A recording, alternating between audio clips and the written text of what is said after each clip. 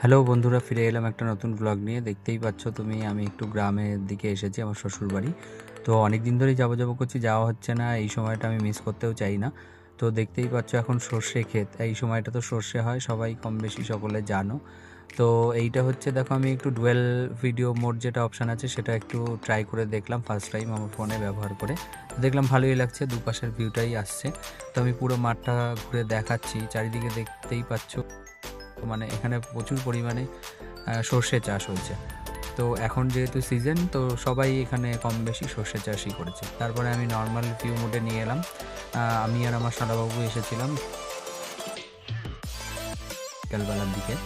তো দেখো এত সুন্দর লাগছে ভিউটা, চারিদিকে যেদিকেই তাকাচ্ছি সেদিকে পুরো হলুদ আর হলুদ। তো দূরে তাকালেও হলুদ, সামনে তাকালেও হলুদ। আর এই যে সামনের যে ক্ষেতগুলো আছে, এইখানে যে সর্ষেগুলো মানে অল্প অল্প হয়ে এসেছে, আর এগুলো একদম ছোটো গাছ যেগুলো সবে ফুল ধরেছে। আর ওই দূরে দেখতে পাচ্ছ, আর সূর্যের ভিউটাও এত সুন্দর লাগছিল, আমি একটু ক্লোজ শট নিয়ে দেখালাম।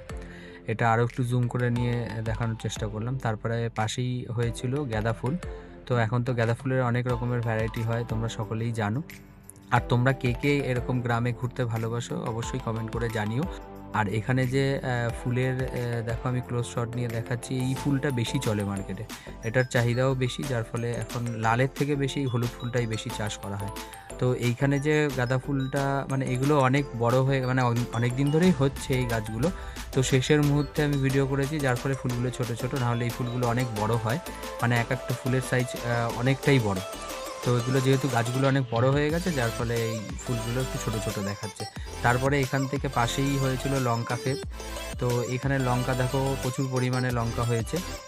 আমি যাওয়ার আগে ওদের একবার তোলা হয়ে গেছে, লঙ্কা তুলে আর কি মার্কেটে দিয়ে দেওয়া হয়ে গেছে।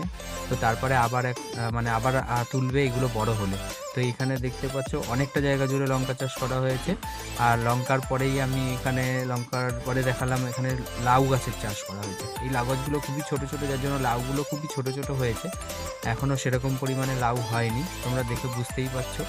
আর তোমরা কে কে লাউ শাক খেতে ভালোবাসো সেটা অবশ্য কমেন্ট করে জানিও।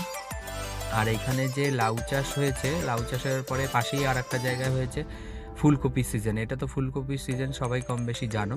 তো দেখো এটা অনেক বড় জায়গা জুড়ে ফুলকপি চাষ করা হয়েছে। এইখানে যে ফুলকপি, একটা ফুলকপি হয়েছে, আমি তোমাদের দেখানোর জন্য একটু ক্লোজ শট নিয়ে দেখালাম। এই দেখো কি সুন্দর দেখতে লাগছে, গাছে হলে জিনিসটা দেখতে সুন্দরই লাগে। ভিডিওটা কেমন হলো অবশ্যই জানিও বন্ধুরা, দেখা হবে পরে ভিডিওতে, টাটা।